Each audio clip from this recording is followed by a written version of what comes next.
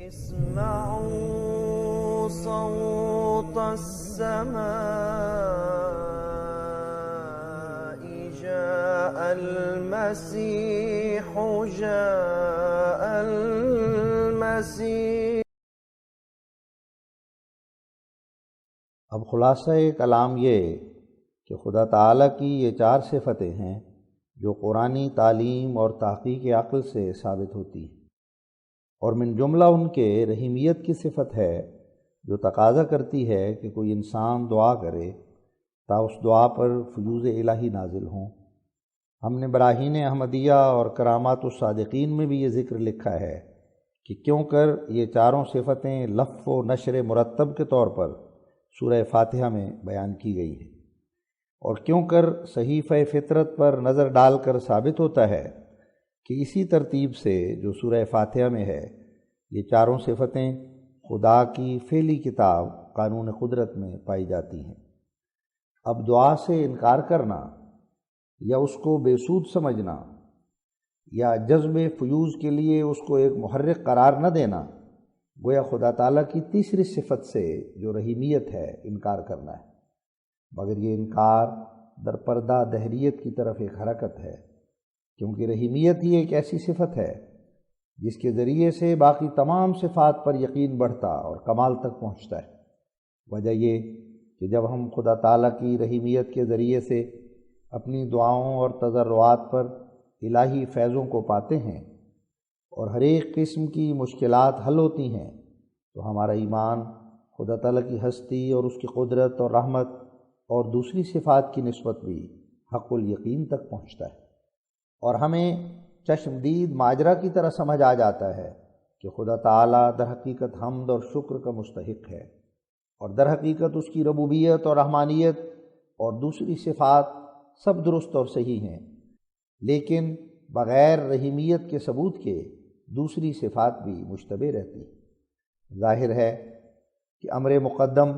اور ایک بھاری مرحلہ جو ہمیں طے کرنا چاہیے وہ خدا شناسی ہے،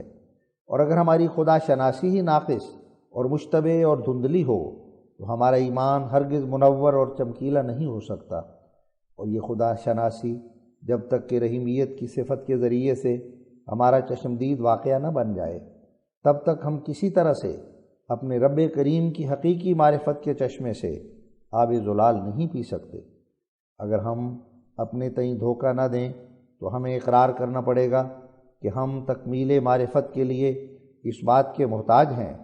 کہ خدا تعالیٰ کی صفت رحیمیت کے ذریعے سے تمام شکوک و شبہات ہمارے دور ہو جائیں، اور خدا تعالیٰ کی رحمت اور فضل اور قدرت کی صفات تجربے میں آ کر ہمارے دل پر ایسا قوی اثر پڑے کہ ہمیں ان نفسانی جذبات سے چھڑائے جو محض کمزوری ایمان اور یقین کی وجہ سے ہمارے پر غالب آتے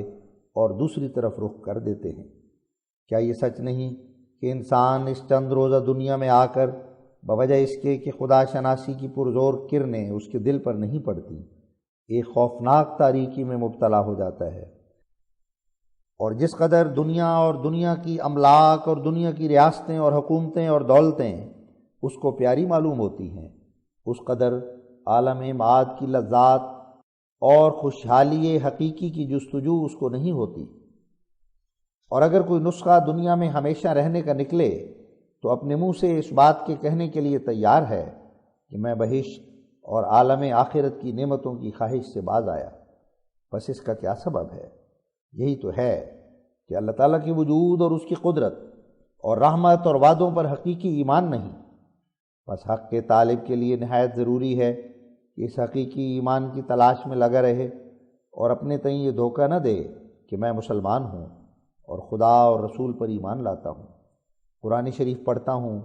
شرک سے بیزار ہوں، نماز کا پابند ہوں اور ناجائز اور بد باتوں سے اجتناب کرتا ہوں، کیونکہ مرنے کے بعد کامل نجات اور سچی خوشحالی اور حقیقی سرور کا وہ شخص مالک ہوگا جس نے وہ زندہ اور حقیقی نور اس دنیا میں حاصل کر لیا ہے، جو انسان کے منہ کو اس کے تمام قوتوں اور طاقتوں اور ارادوں کے ساتھ خدا تعالیٰ کی طرف پھیر دیتا ہے، اور جس سے اس سفلی زندگی پر ایک موت طاری ہو کر انسانی روح میں ایک سچی تبدیلی پیدا ہو جاتی ہے۔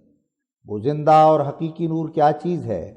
وہی خداداد طاقت ہے جس کا نام یقین اور معرفت تامہ ہے۔ یہ وہی